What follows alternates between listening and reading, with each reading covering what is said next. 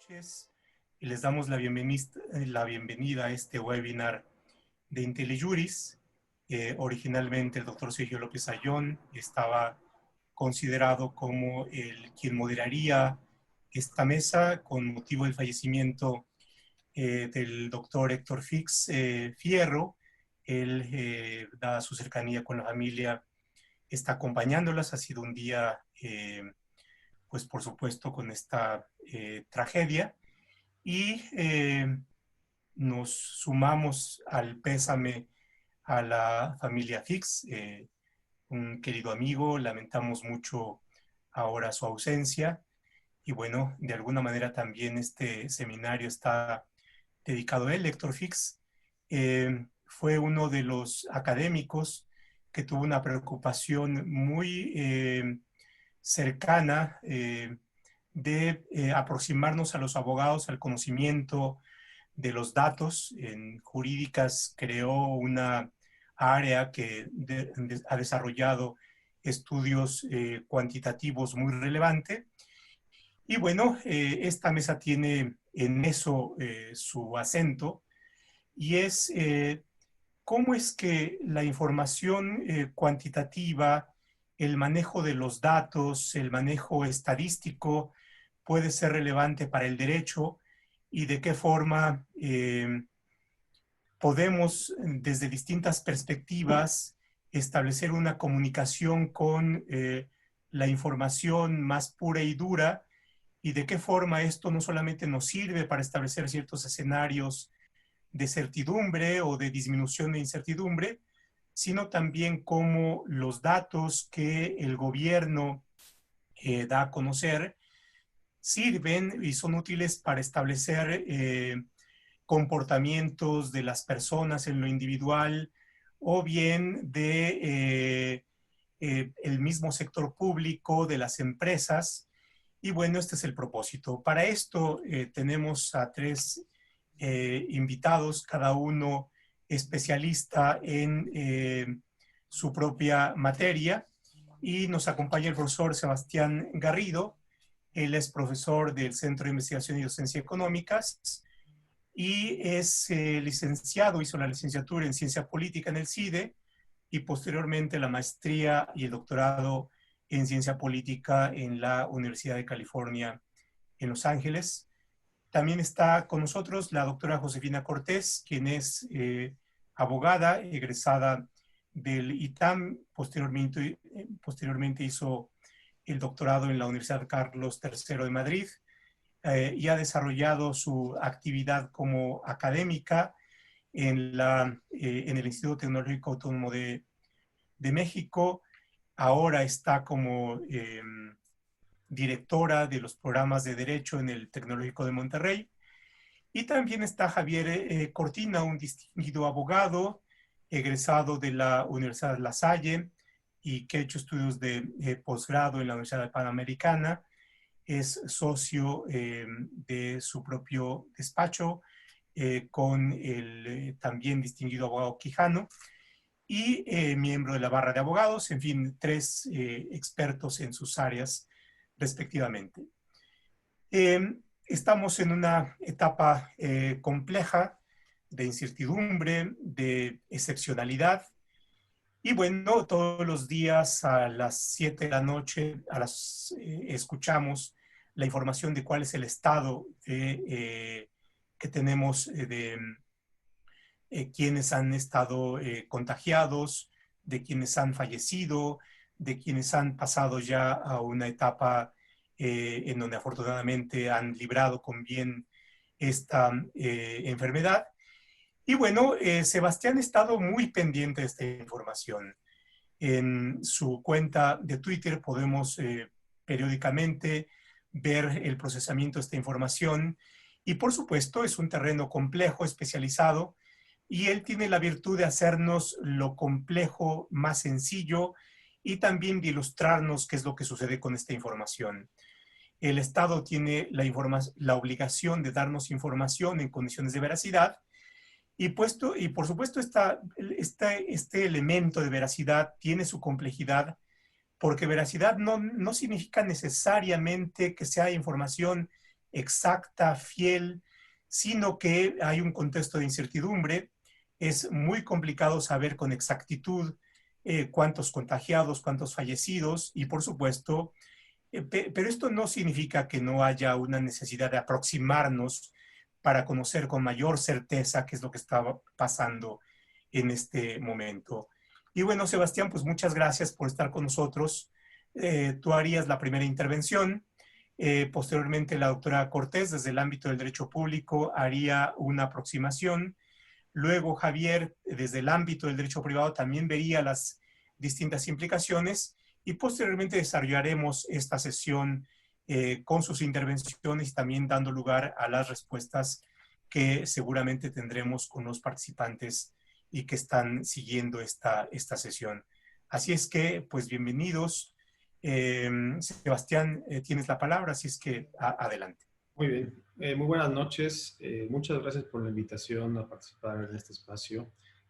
Sé que soy de alguna manera un perfil raro para este espacio. Imagino que están más acostumbrados a un enfoque jurídico, pero espero que lo que platique esta noche sea su interés. Déjenme compartirles una presentación. ¿Están viendo la pantalla? Sí, Perfecto. sí, todo bien. Arranco entonces. Yo quiero platicarles sobre tres decisiones relacionadas con política pública y los datos que al menos en las conferencias matutinas vespertinas nos han comentado son lo que han llevado a establecer estas decisiones. Permítanme un segundo.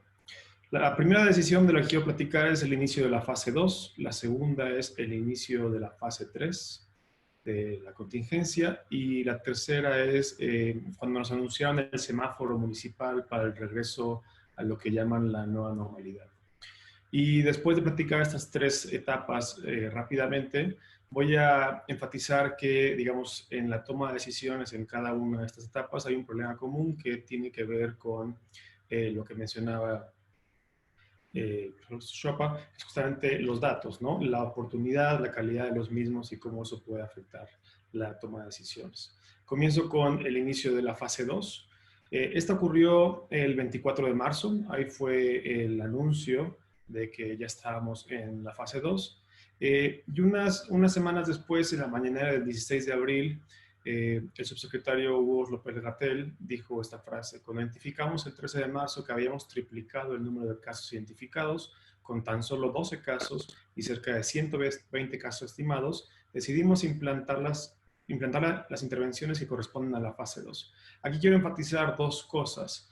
La decisión se basó en el número de casos confirmados que tenía hasta ese momento, así como el número de casos estimados, probablemente a partir de lo que podían estimar con el modelo Centinela, que por varias semanas fue una pieza fundamental de información.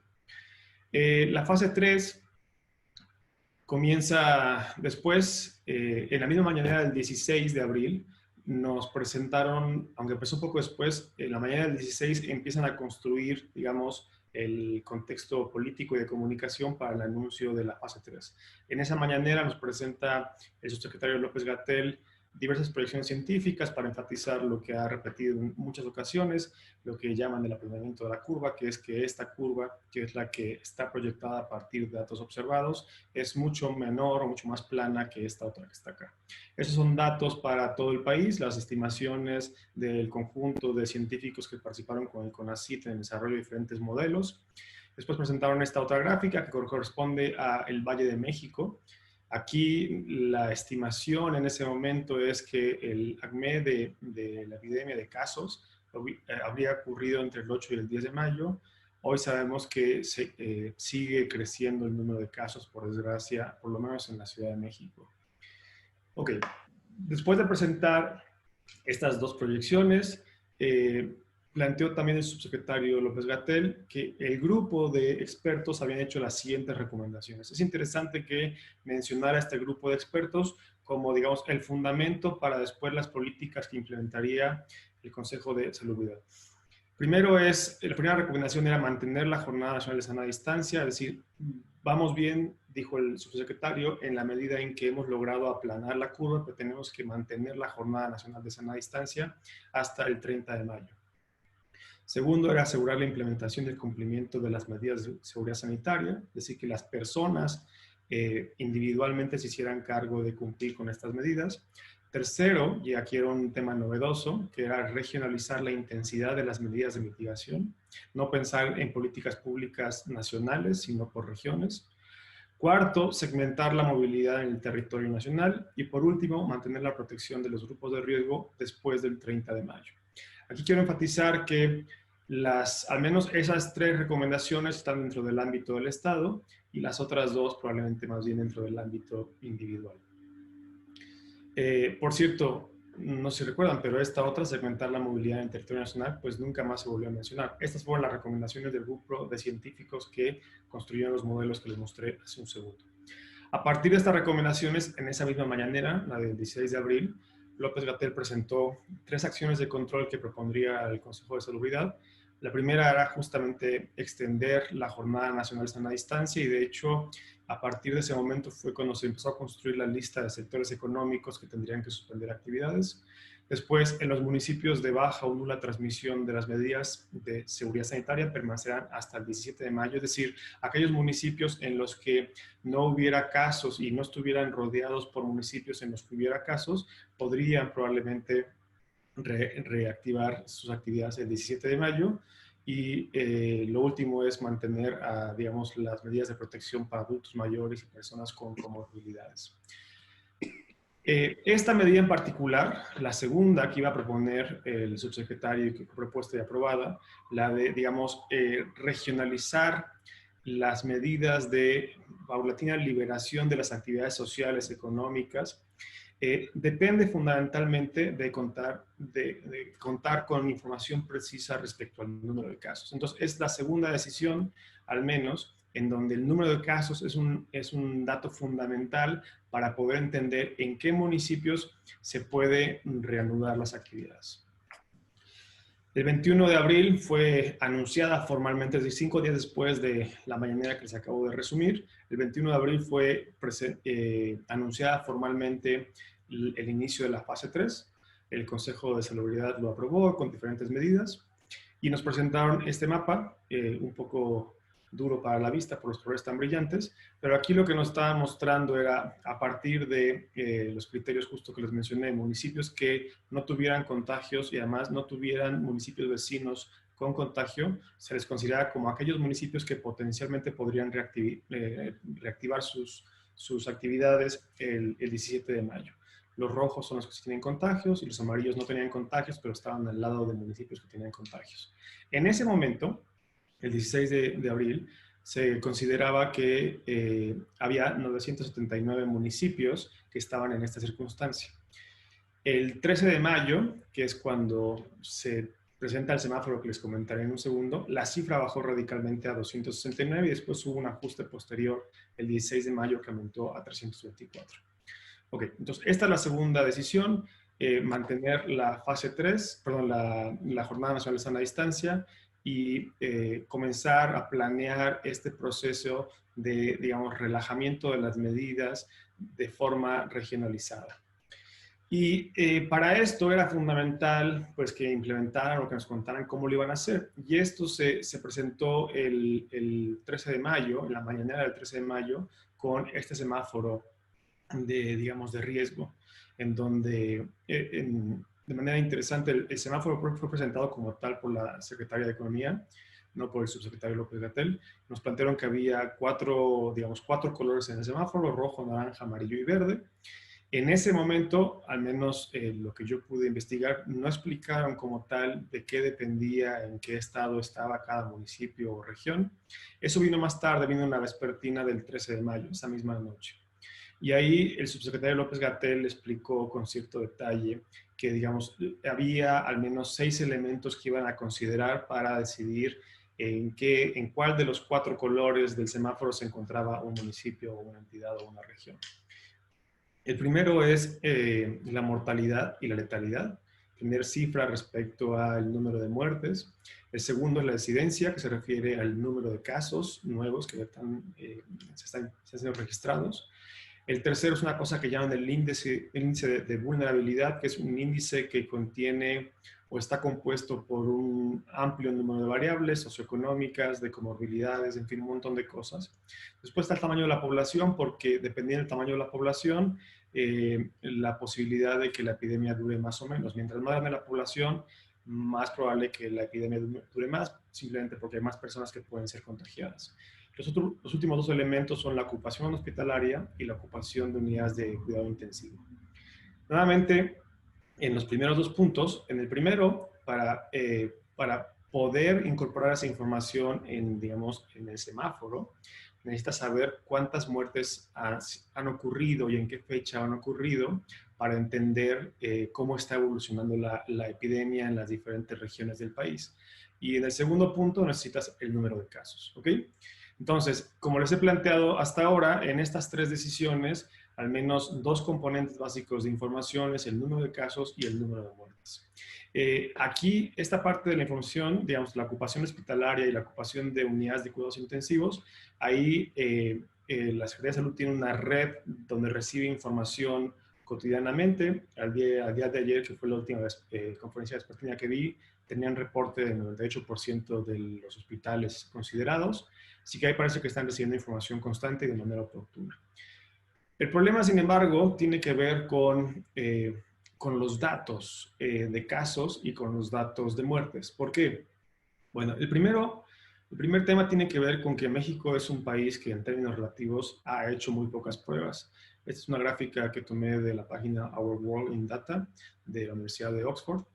Y lo que están viendo es el número de pruebas por 1000 personas, la evolución a lo largo del tiempo en diferentes países seleccionados para que sea más fácil. Aquí está México, para que sea más fácil contrastarlo con otros. Somos uno de los países que menos pruebas por cada 1000 personas hemos realizado.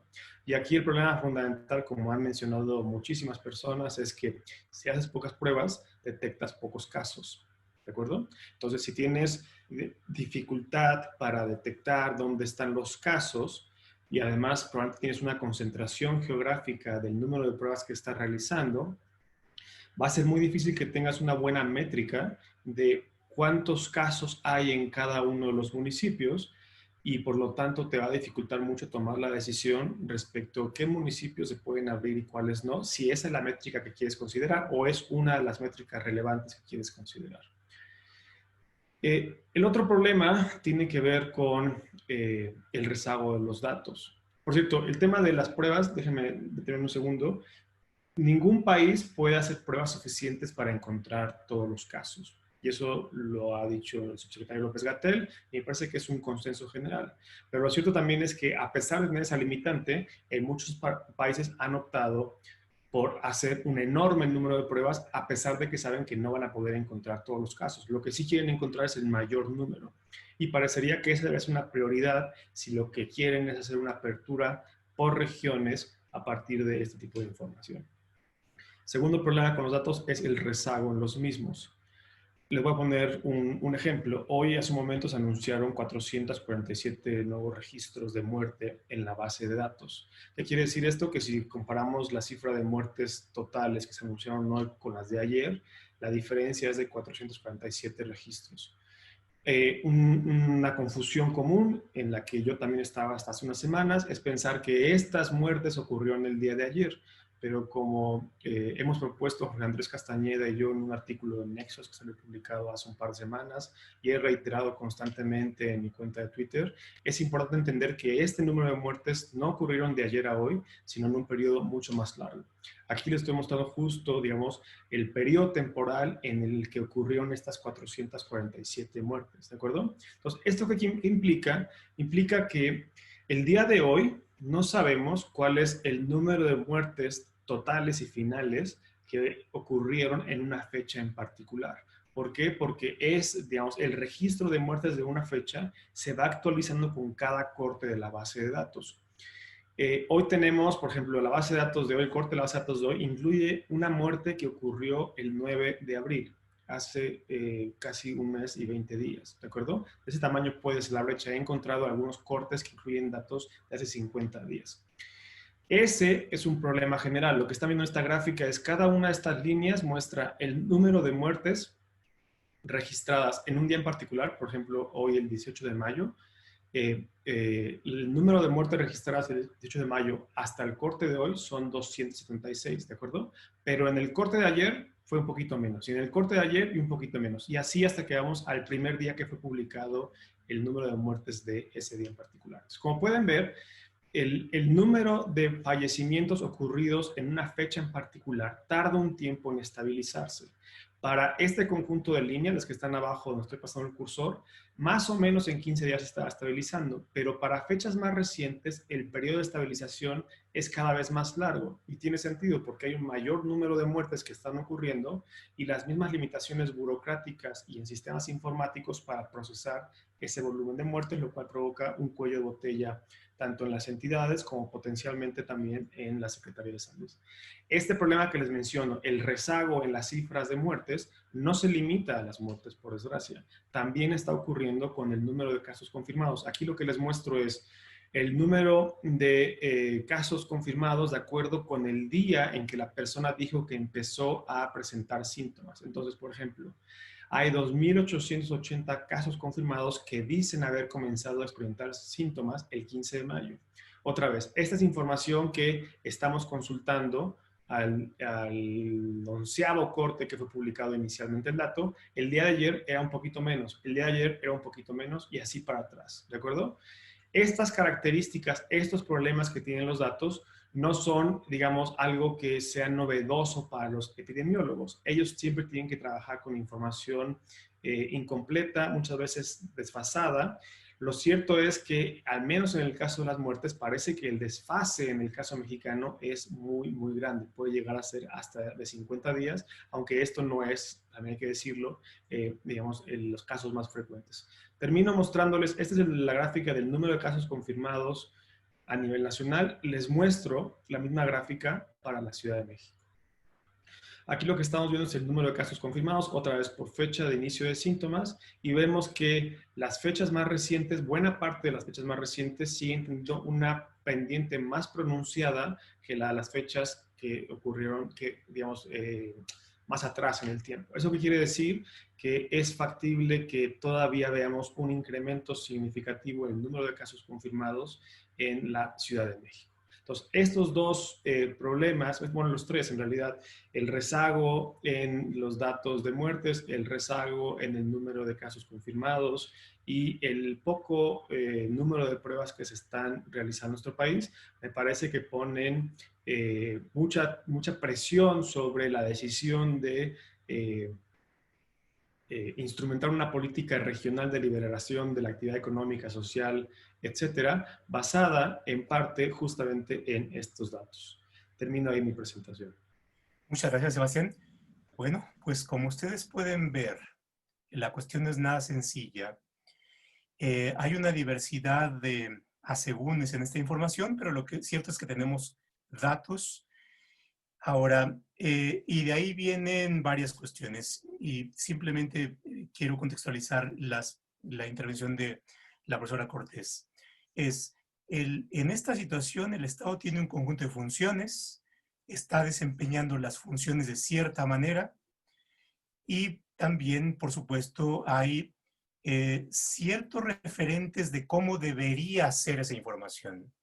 La información debería ser de calidad, la información tendría que ser verídica, dado que mientras mejor información tengamos, entonces las decisiones que el Estado en general tome tendrían, digamos, mayor probabilidad de certidumbre.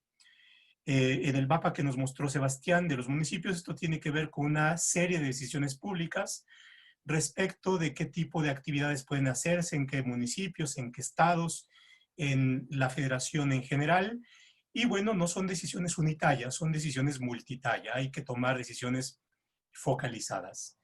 Y esto, por supuesto, tiene una serie de implicaciones respecto de los actos administrativos o de las normas que tiene que emitir el Estado, de las actividades y la regulación de las actividades sociales, de lo que se puede hacer, de lo que no se puede hacer, de los deberes de cuidado que debería tener el Estado para autorizar cierto tipo de actividades o los deberes de cuidado que, dada la información, tendrían que tomar los particulares, y aquí se conecta con la materia de Javier. Entonces, desde la perspectiva del derecho público, ¿Cuál sería, a tu juicio, profesora Cortés, José, el contexto que nos plantearía respecto de esta parte de la información pública? Sí, gracias. Buenas noches, profe Roldán. Muchas gracias por la invitación. Sebastián, Javier, un gusto compartir este pequeño conversatorio con ustedes. La verdad es que el agradecimiento a participar viene dado no solo por los colegas y el respeto y cariño que les tengo, sino también particularmente porque existen temas que nos obligan a repasar viejas categorías de análisis, tradicionales categorías de análisis, en contextos como el que hoy tenemos enfrente, que es un contexto de incertidumbre. Y entonces quiero explicarme un poquito más en esta aproximación, pero antes de iniciar, profe Roldán, ¿cuántos minutos tengo para ir controlando mi tiempo? Unos 7, 8 minutos por ahí. Muy bien, entonces usaré esos minutos. Y después vendrían otras participaciones, pero bueno, más o menos Muy bien, para ir centrando. Bueno, entonces me explico. Uno podría hacer la pregunta y comenzar este análisis diciendo, bueno, ¿y si el Estado se equivoca? ¿Y si el Estado nos da la información incorrecta y en base a esa información yo tomé ciertas decisiones?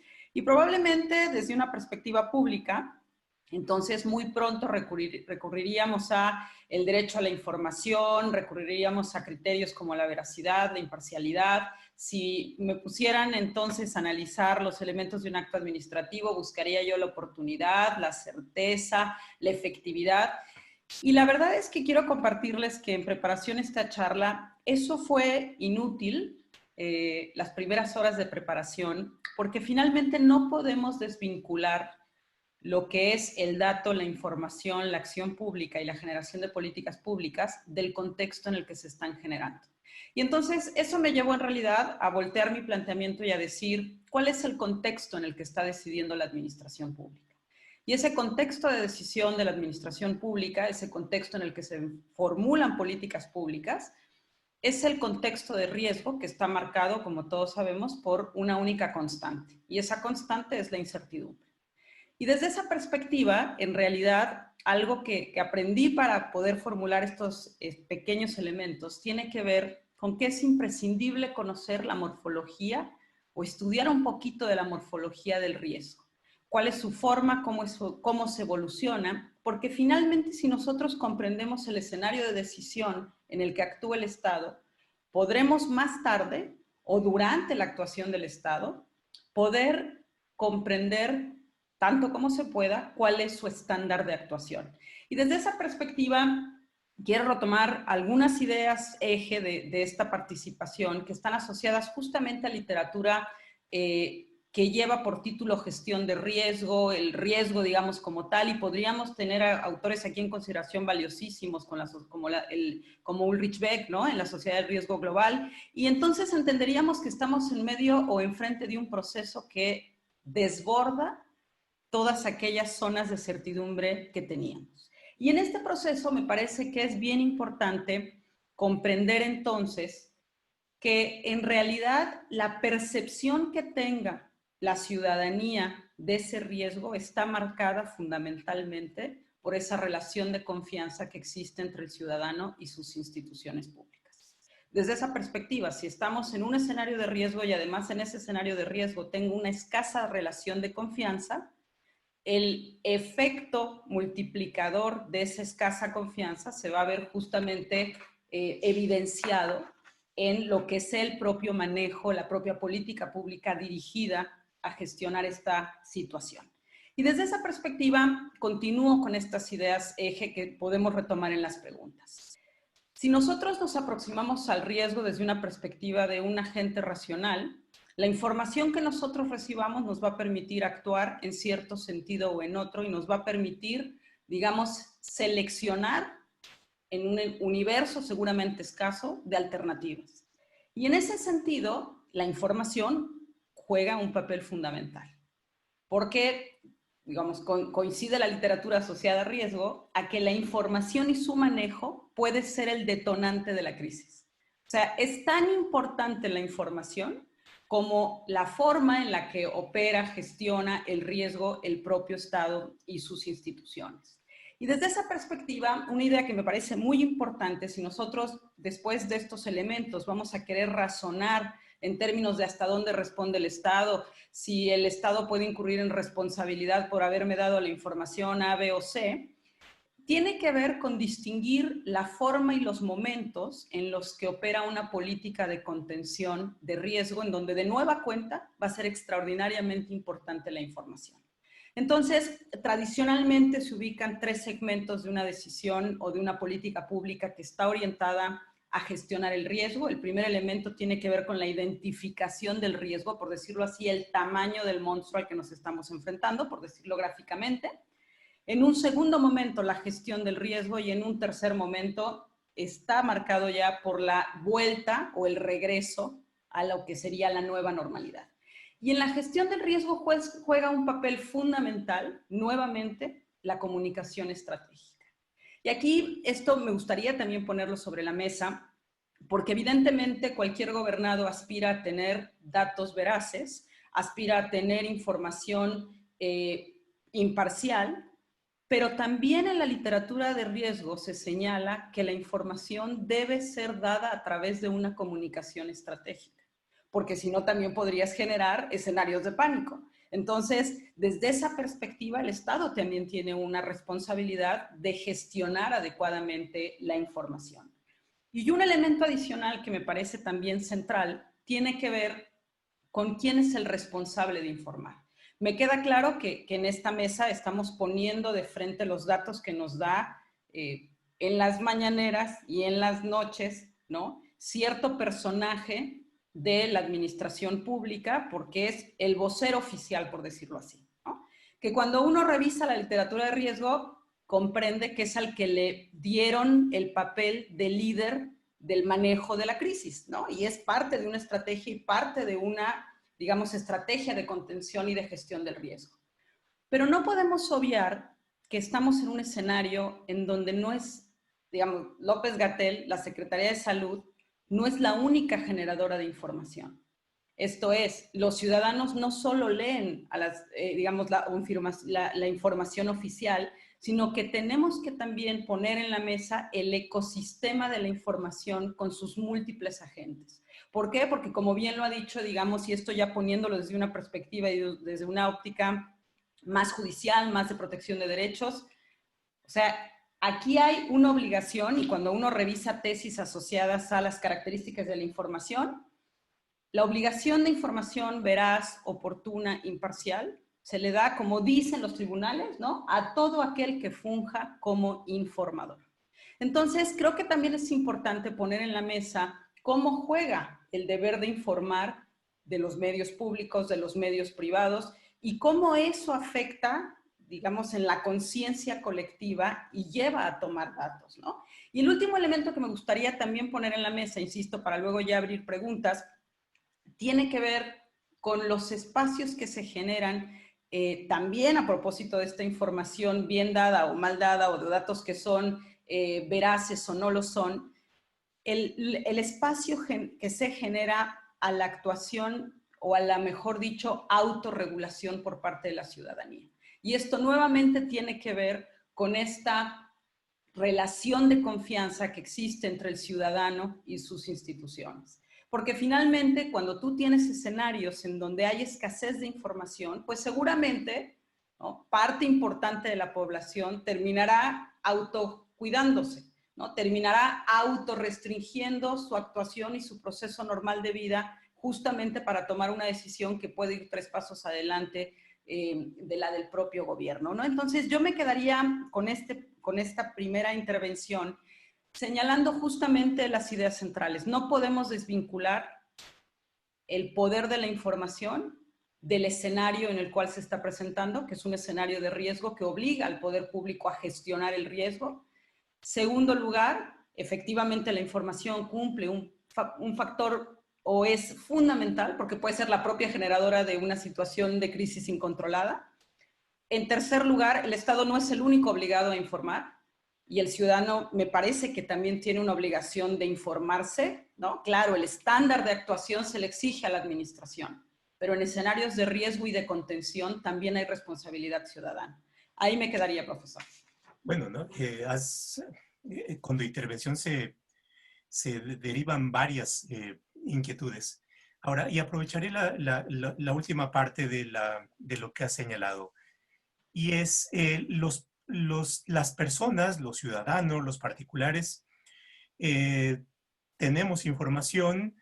Por supuesto, hay un escenario en el cual, ante el temor, ante el pánico, ante la necesidad de autoprotegerse, buscamos cómo actuar. Y enfrentamos ahí, vemos el semáforo. Y seguramente Javier en este momento debe estar teniendo consultas en el despacho de los clientes con una pregunta, bueno, ¿y qué hago en esta circunstancia? ¿Y cómo es que afecta el rojo, el amarillo, el ámbar, el verde en mis contratos? Probablemente tenga en la consulta una aseguradora de la cláusula establece que yo puedo llevar a cabo este tipo de cuestiones en ciertas circunstancias y probablemente ahí esté el fortuito, la fuerza mayor, en fin.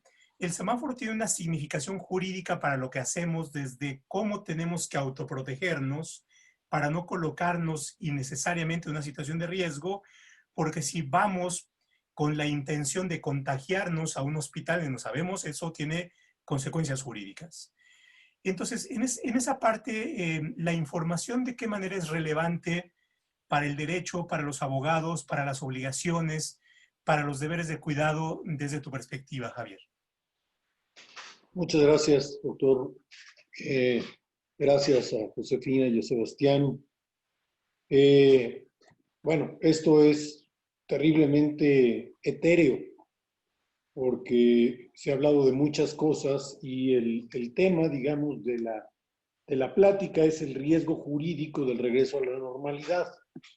Y en ese contexto, el concepto riesgo jurídico nos lleva necesariamente al principio de responsabilidad, es decir, cuál será la responsabilidad y quién en su caso la tendrá precisamente de este regreso a la normalidad y cuáles pueden ser las consecuencias de adoptar unas medidas u otras, o en el caso del semáforo, de que sea inexacta la gradación o la determinación de cuáles, digamos, municipios o cuáles zonas o cuáles sectores deban abrir. Y aquí podemos movernos en diferentes niveles porque pues, entramos con los grupos vulnerables, entramos con el tema territorial, con el tema de municipios, de los municipios vecinos, etcétera, etcétera.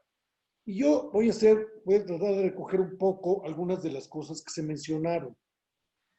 Sebastián empezó con el tema de la obligación del Estado de informar, de proporcionar información a la colectividad como parte de su obligación inherente como rector de la soberanía y de la economía y de la dirección del país.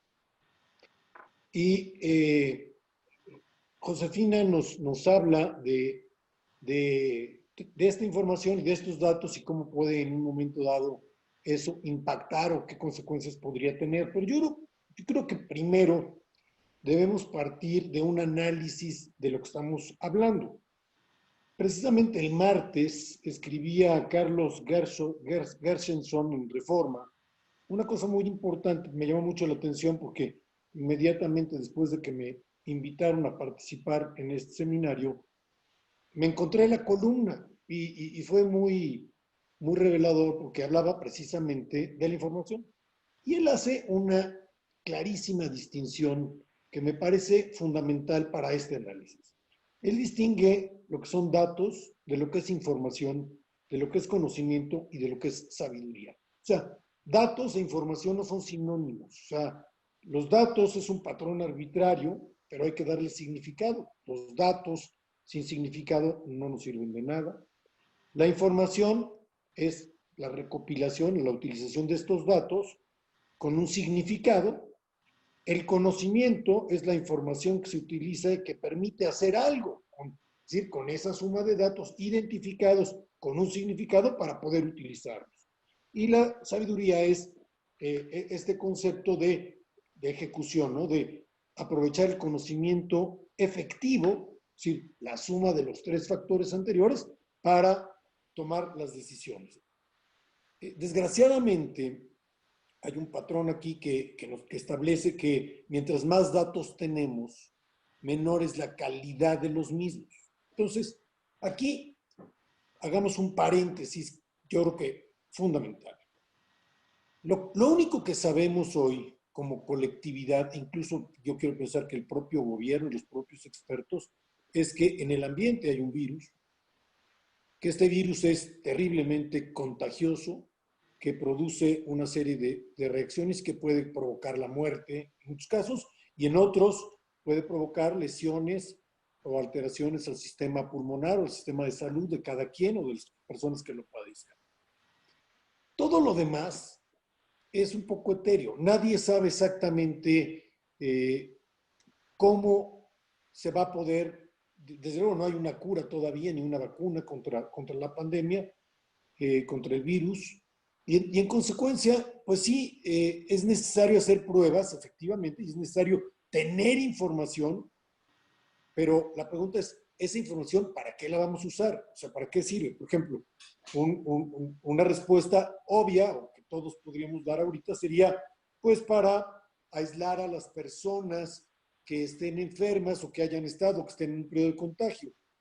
Bueno, sí, aquí en el análisis y en las gráficas que nos presentó Sebastián, estaban, digamos, las dividió en 3 partes, la parte de las 3 decisiones, la parte de recomendaciones, las acciones de control. Y aquí es donde viene la parte que a mí me parece fundamental para efectos de un análisis de responsabilidad. Yo creo que el tema de mantener informada a la población del riesgo que existe es una información que se ha dado. Es decir, se ha estado constantemente transmitiendo la información de que existe el virus, de que existe el riesgo de contacto y de cuáles son, digamos, las medidas que deben adoptarse para no contraer el virus y, habiéndolo contraído, no propagarlo. Entonces, ahí hay un punto en donde si analizáramos la responsabilidad, digamos, por efectos del riesgo, en cuanto a información, repito, en cuanto a información y publicación de esta información, no de conocimiento.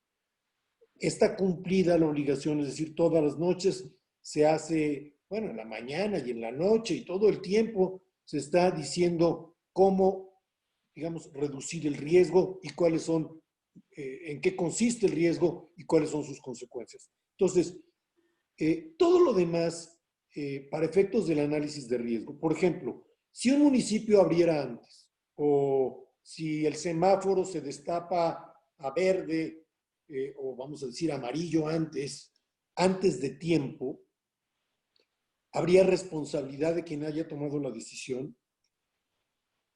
Es muy difícil por varias razones. El tema de responsabilidad implica el determinar quién debe reparar el daño que haya sufrido otro.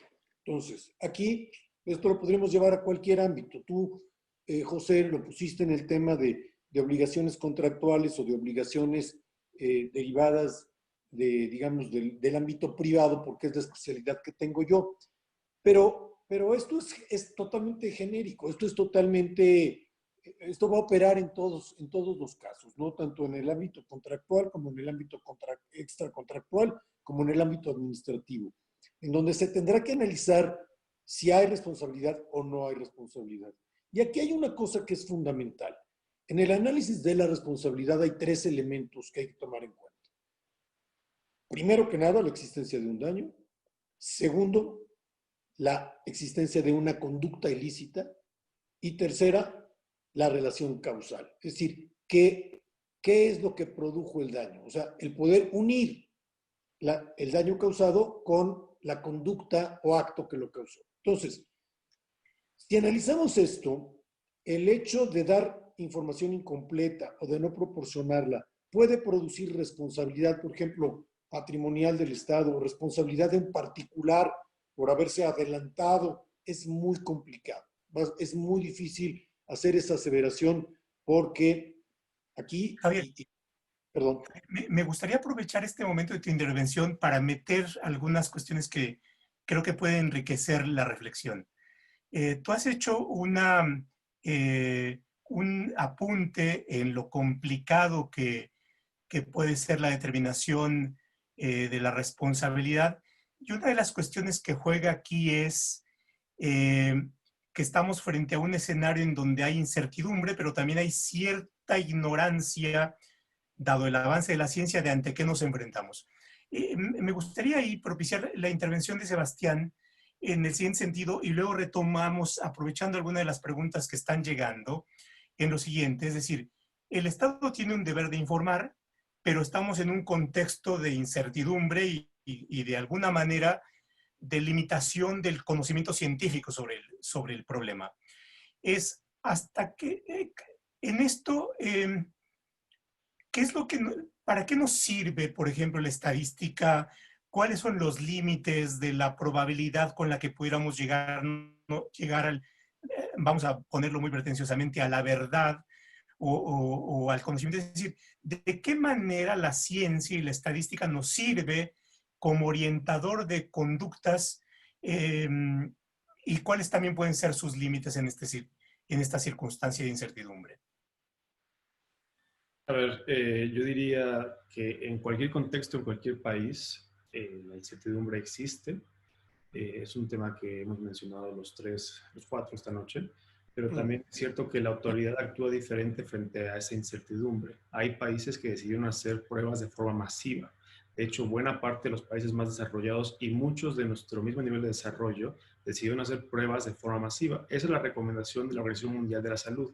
El principal objetivo es entender la evolución temporal y geográfica de la epidemia para poder tomar medidas que permitan reducir el número de contagios. Eso es algo que en el caso mexicano no se ha implementado. Entonces, ahí me parece que hay una diferencia sustantiva y donde sí creo que el haber implementado una política diferente pudo haber tenido resultados diferentes. Todos los modelos que se han construido en México y en otros países dependen de la calidad de los insumos que se le dan, ¿no? Entonces, esa es otra implicación relevante. Si tienes muchas pruebas, tienes más información con más desagregación geográfica y temporal y te permite hacer mejores predicciones para entender cuál puede ser la evolución de la epidemia y tomar medidas diferentes, ¿no? Bien, ahora, una buena cantidad de preguntas vienen orientadas hacia el Estado es responsable. ¿Podría configurarse aquí una cuestión de responsabilidad del Estado? Por ejemplo, si hubiese daños derivados de la insuficiencia o del error de la información. Y aquí pareciera ser, por lo que nos dice Sebastián, que el Estado deliberadamente se cortó, se anuló una de las posibles fuentes de información que ayudaría a saber de mejor manera dónde estamos parados. En ese caso, profesora Cortés, ¿cuál podría ser la posible significación o implicación de esta posible falla o posible incompletitud y que por tanto incremente la incertidumbre, por ejemplo, en casos de responsabilidad del Estado? Sí, justo aquí conecto con el tema que he venido poniendo en la mesa, ¿no? Claramente, esto puede llevarnos a escenarios de responsabilidad. La dificultad es otra cosa, ¿no? Pero que puede haber escenarios de responsabilidad, sin duda alguna, y podríamos intentar construir los tres elementos, ¿no? La presencia de un daño, el hecho detonador y que haya un nexo causal, efectivamente, ¿no? Y creo que aquí podríamos ensayar algunas respuestas y podríamos pensar, por ejemplo, en los efectos, llamémosle hoy que existe una política pública dirigida a contener, a mitigar la pandemia, ¿no? Pero esta política pública que está dirigida a contener, a mitigar la pandemia, puede tener efectos del orden económico, puede tener efectos en la salud, puede tener efectos incluso en la seguridad pública. Y desde esa perspectiva, ¿cómo podríamos entonces configurar o analizar la posible responsabilidad de una administración pública? Bueno, aquí es donde justo los elementos como la estadística, el manejo de los datos, tendrían que llevar a la administración a construir y a justificar su estándar de actuación en el escenario de riesgo que estamos enfrentando. Y la construcción de ese estándar de actuación efectivamente va a tener que llevar a comparar, oye, a ver, ¿seguiste los lineamientos internacionales?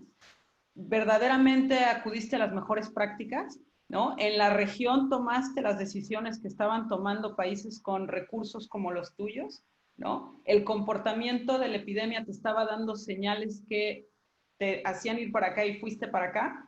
Entonces, creo que hay elementos importantes.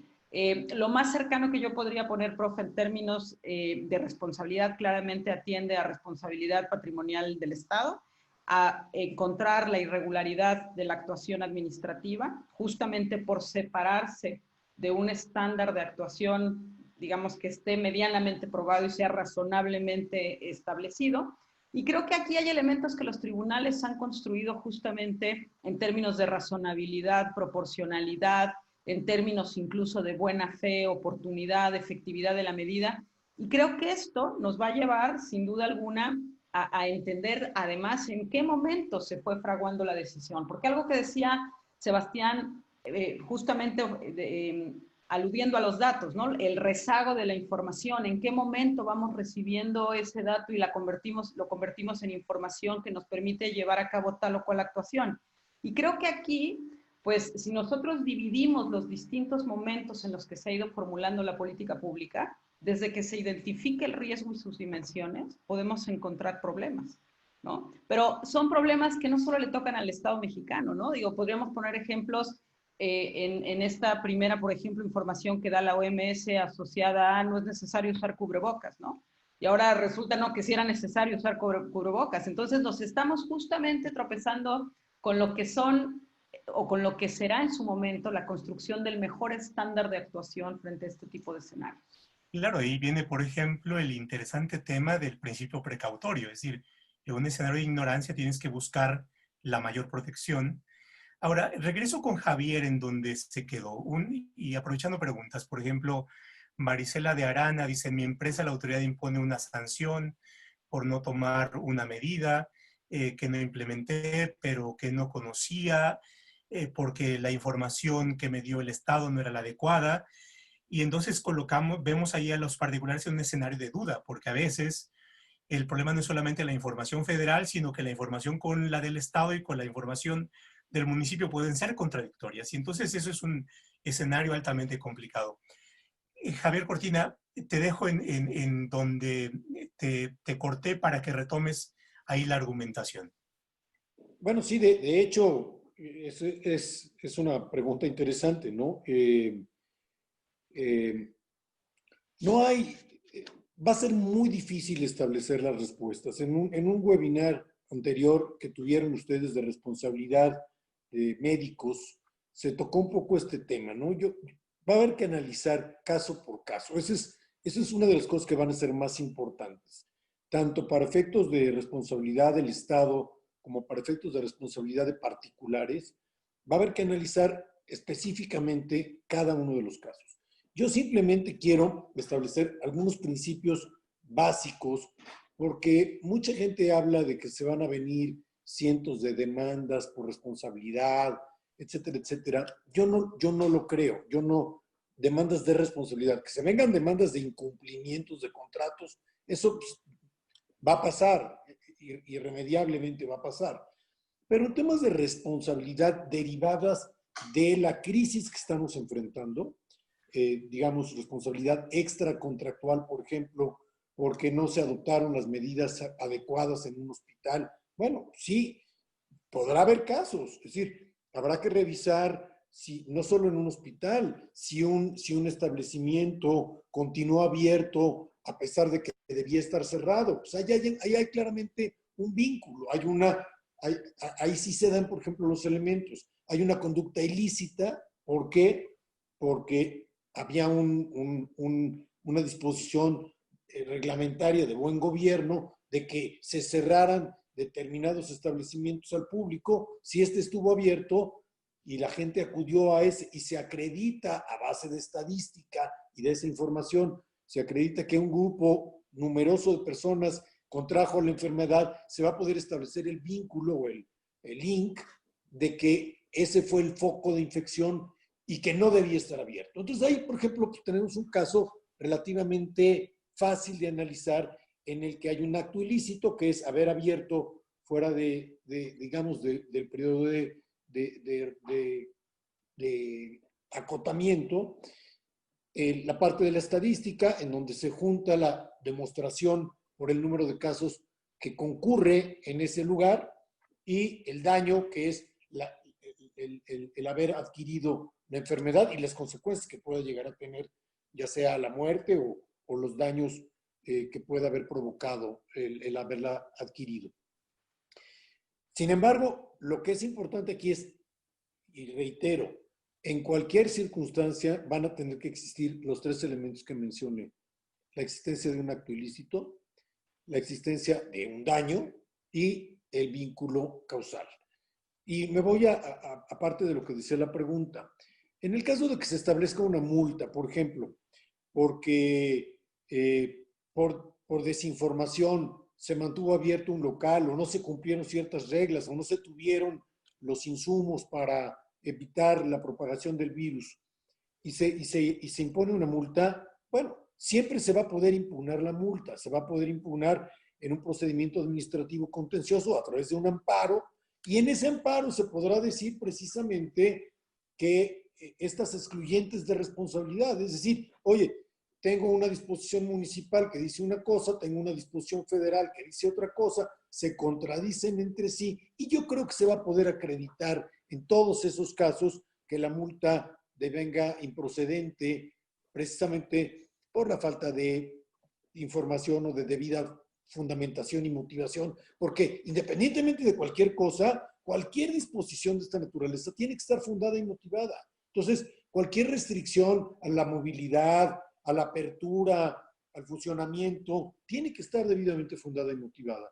Y ahí yo creo que va a haber un arsenal enorme de defensas contra multas que puedan derivar de este tipo de conductas. Claro. Bien, estamos ya llegando al término del tiempo para esta sesión. Nos da tiempo para una última reflexión. Sebastián, ¿cómo ves esta complejidad desde el ángulo que tú manejas de los datos y, por supuesto, la diversidad de implicaciones? Una última reflexión a propósito de esta sesión.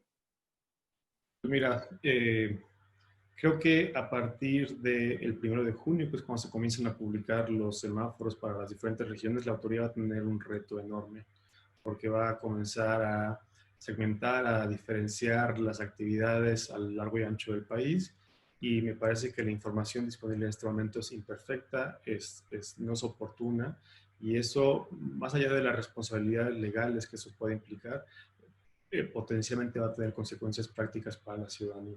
Ojalá me equivoque, pero mi perspectiva no es muy positiva. Sí, y tenemos esta cuestión del riesgo y su magnitud, ¿no? Y la incertidumbre de esta. Profe Cortés, una última reflexión. Sí, profe, muchísimas gracias. Pues volvería un poco sobre lo mismo. Creo que para la perspectiva pública, seguramente para la perspectiva privada, escenarios como el que estamos viviendo, escenarios de contingencia, de riesgo, obligan a repasar las categorías, ¿no? Y para nosotros los abogados que estamos acostumbrados a los conceptos más gruesos, un poco más grandes, estos escenarios, cuando hablamos hace un momento, decía Javier, ¿no? De fundamentación, de motivación, de prevención. Al final estos son lecciones y crudas lecciones en donde coincido con Sebastián. El bien a tutelar, el bien mayor, pues es justamente la vida de los ciudadanos, y desde esa perspectiva, el no ajustar nuestra maquinaria de entendimiento legal a lo que imponen estas situaciones de contingencia puede tener ya no solo el riesgo de la vida, sino además incluso que el Estado pues se torne inoperante y que al final pierda una legitimación y en sentido estricto venga una crisis de gobernabilidad mayor. Muchas gracias, profe. Javier, una última reflexión sobre Pues lo que hemos sí, visto en esta sesión. yo creo que la última reflexión es que la palabra responsabilidad es una palabra multívoca, tiene varios significados según el aspecto y la materia en la que se analice. En el tema jurídico tiene una muy clara que ya abordé, pero yo creo que el aspecto más importante de la responsabilidad es que cada quien haga lo que tiene que hacer, y parece una frase muy trillada, pero es fundamental en este tipo de circunstancias. Si los médicos hacen lo que tienen que hacer, si los hospitales hacen lo que tienen que hacer, si los restaurantes y los establecimientos públicos hacen lo que tienen que hacer en el sentido del deber ser, todos estaremos contribuyendo enormemente a que no solo no exista una pandemia, sino que no venga una pandemia jurídica de reclamaciones, y de que la gente busque no quién se la deba, sino quién se la pague, que es una cosa que a mí me preocupa enormemente, que no se alcance a comprender, que si no actuamos todos en la medida de nuestra capacidad de ser estrictamente responsables, las consecuencias van a ser peores para todos. Y que efectivamente, como dijeron Sebastián y Josefina, tenemos que tener más información, pero información,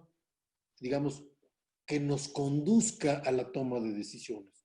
Si tenemos información que no nos aporta la posibilidad de tomar decisiones adecuadas, esa información no nos sirve. La información tiene que ser, ok, ya sabemos que se hagan todas las pruebas, ya sabemos que se están haciendo las pruebas, esto nos permite cerrar un determinado territorio o tomar determinadas medidas. Es decir, información que se pueda implementar.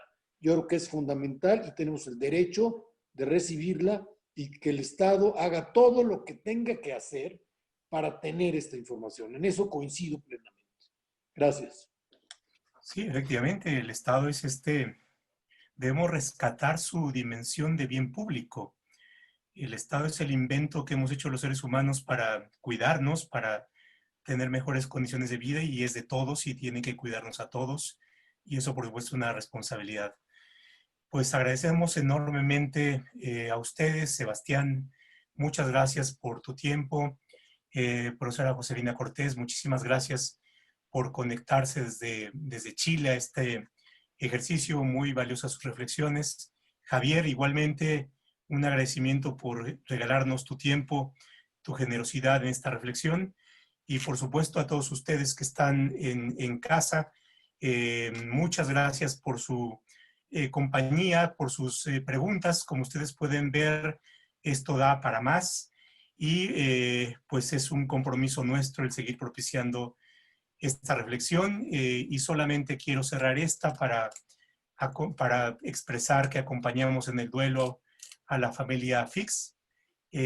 Nuestro cariño, nuestros mejores sentimientos a todos aquellos que están pasando por situaciones difíciles, y bueno, esto es también un ejercicio colectivo de acompañamiento. Nos estaremos viendo en otras sesiones. El lunes próximo estaremos tratando el tema de responsabilidad patrimonial del Estado, con la profesora Ana Elena Fierro, con la profesora Adriana García, con Ricardo Salgado Perillalt, y pues por ahora cerramos esta sesión. Les deseamos a todos ustedes salud y muy buenas noches a todos. Muchas gracias. Gracias a todos. Gusto. Hasta luego.